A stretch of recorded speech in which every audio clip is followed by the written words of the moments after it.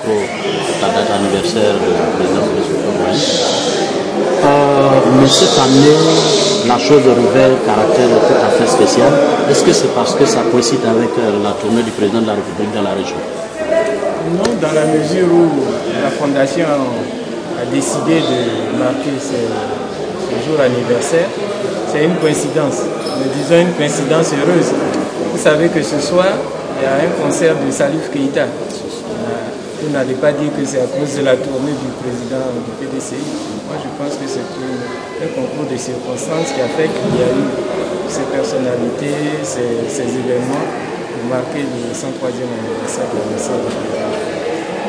Je pense qu'il ne faut pas le voir comme ça. Ah bon.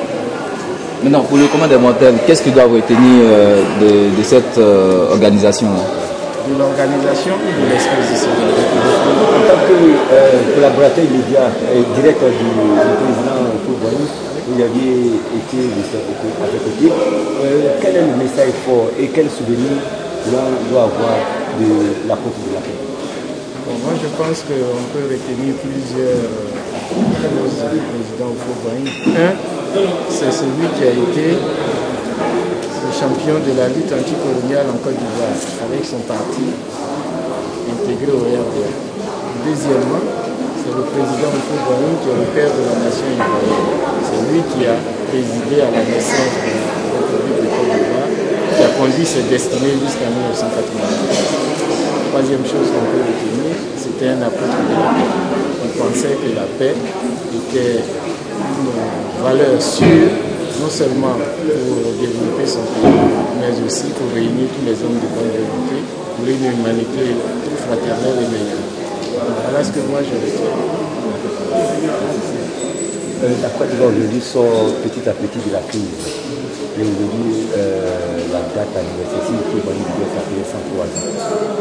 Un mot là-dessus, sur la sortie de crise. Comme tous les Ivoiriens, nous souhaitons que la fin de la crise ivoirienne soit la plus rapide possible, que tous les acteurs politiques concourent à la fin de la crise et que la Côte d'Ivoire, grâce à des élections équitables, transparentes et libres, retrouve son statut de pays phare de la société. Est-ce qu'on a besoin d'attendre peut-être le 18 octobre pour pouvoir exposer sur Fouboigny? Est-ce que il ne serait pas peut-être plus, je dirais, pratique de faire cela toujours, parce que quand on sait que c'est le premier président de la Côte d'Ivoire et puis certainement l'un des meilleurs des Ivoiriens?